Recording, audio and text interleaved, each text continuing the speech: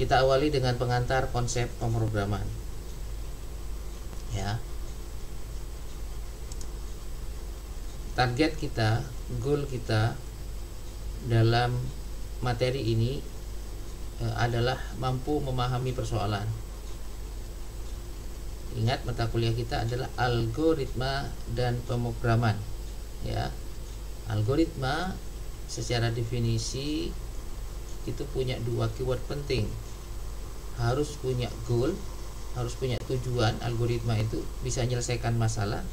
Yang kedua, goalnya adalah atau keywordnya adalah langkah-langkah untuk mencapai goal itu.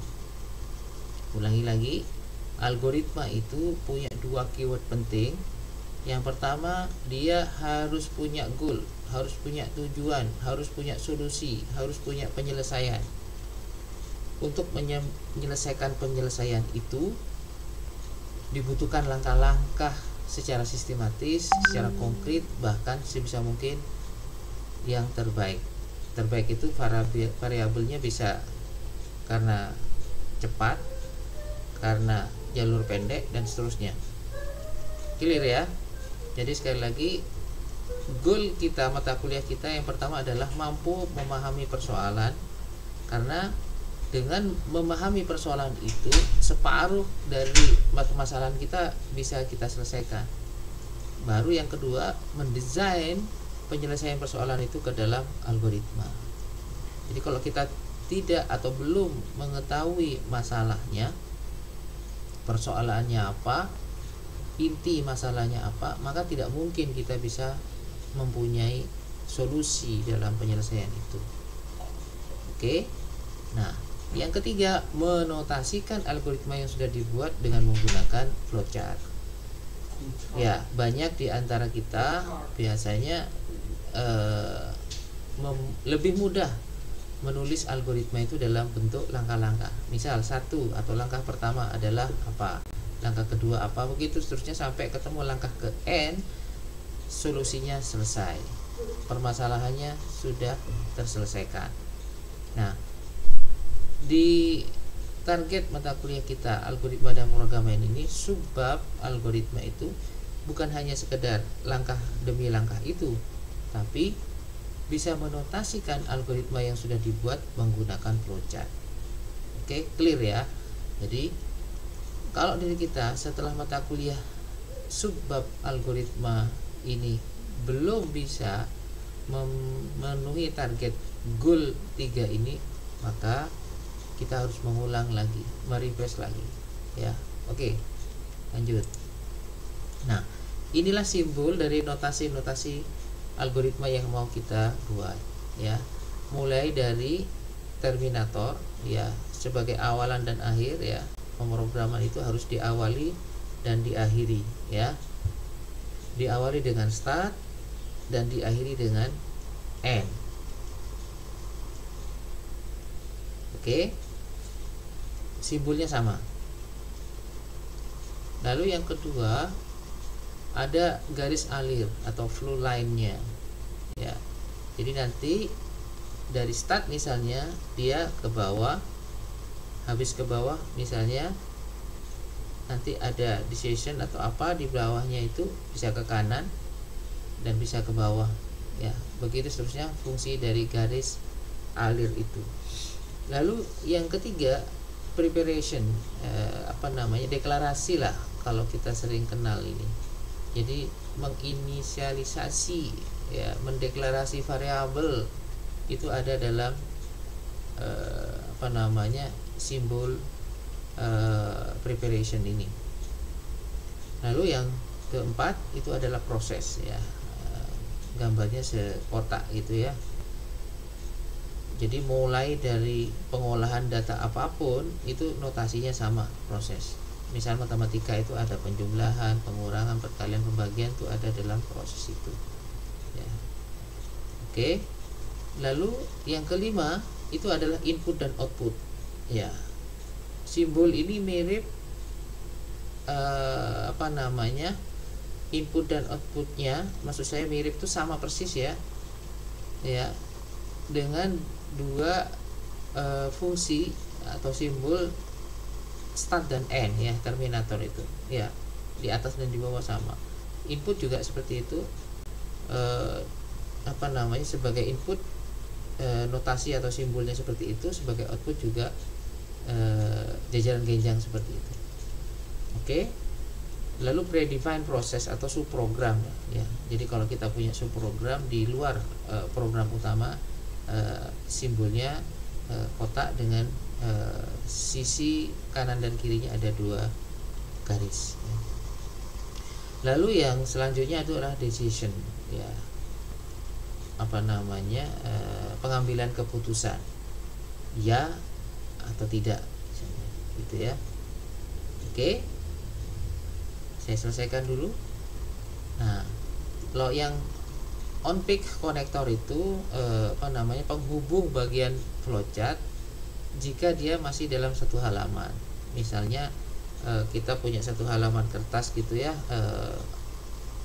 sudah mentok di garis paling bawah, tapi algoritmanya masih ada, maka kita pindah di sampingnya di halaman yang sama, dikasih simbol lingkaran itu misalnya A, lalu di paling atas kasih lingkaran lagi A, lanjut lagi begitu seterusnya.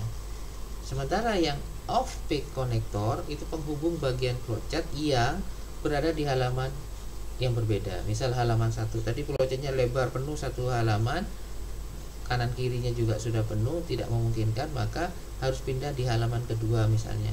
Nah, maka konektornya menggunakan simbol seperti halnya gambar tersebut. Oke. Ya.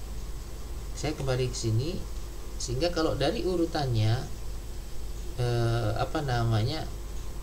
flowchart sederhana senantiasa diawali dari start dengan simbol terminator itu ya, dan diakhiri oleh end di akhir dari sebuah proses. Setelah start, di bawahnya persis itu harus ada panah dulu ke bawah, terus ada preparation, deklarasi. Nah, sebelum proses ada namanya input. Biasanya di atasnya proses itu ada input dulu, ada proses, lalu ada output. Dan yang terakhir sebelum kita masuk materi decision, misalnya end. Materi decision nanti kita masukkan dalam tengah ya, di antara input dan output, atau di dalam proses itu biasanya ada decision ya, maksudnya di dalam antara in dan out itu, di situ ada proses misalnya, juga ada decision. Oke teman-teman. Nah, contoh sederhana dari algoritma menentukan bilangan ganjil atau bilangan genap ya. Ya, sebagaimana disebutkan saya tadi, harus diawali dengan start dan diakhiri dengan end ya. Di start setelah itu ya, ini deklarasi variabelnya diabaikan dulu ya, dianggap sudah dideklarasikan bilangannya, baik yang bilangan input maupun outputnya ya. Taruhlah di situ input bilangan, taruhlah bilangannya apa gitu ya, kita sebut angka 1 misalnya. Terus dihitung sisa bagi antara bilangan itu dengan 2. Jadi 1 ya, dengan variabel A misalnya modulus 2. Nah, ini kita sudah belajar pakai on peak konektor ya. Jadi A itu ditanya ya, apakah ada sisanya 0, 1 modulus 2, ada sisanya, maka dia bilangan ganjil. Kalau tidak di sini, maka dia nyetak bilangan ganjil ke kanan ya. Sementara kalau 0 atau sisanya kosong, arti dia genap. Oke, seperti itu. Oke ya, clear ya. Ini sekali lagi contoh algoritma yang sangat sederhana, tapi sudah meliputi hampir semua notasi yang kita pelajari ya. Ya, sekali lagi sebelum input dikasih deklarasi itu, hanya ini memudahkan untuk menggambarnya lebih simpel. Tapi proses input, proses perhitungan pencarian terkait dengan modulus 2 itu proses di situ, ada if di situ, dan ada output ya. Outputnya ganjil atau genap ya, dicetaknya ganjil atau genap. Oke. Demikian sobat materi kita kali ini. Jangan lupa kalau ada pertanyaan, ada komentar, ada saran dan seterusnya, tulis di komentar di bawah ini. Jadi di kolom komentar itu Anda bisa tulis saran, kritik, bahkan pertanyaan. Siapa tahu kita bisa diskusikan lebih jauh tentang materi yang kita pelajari hari ini. Mudah-mudahan bermanfaat. Tidak lupa jaga kesehatan, istirahat yang cukup, dan tentunya senantiasa berbakti untuk nusa dan bangsa. Wassalam.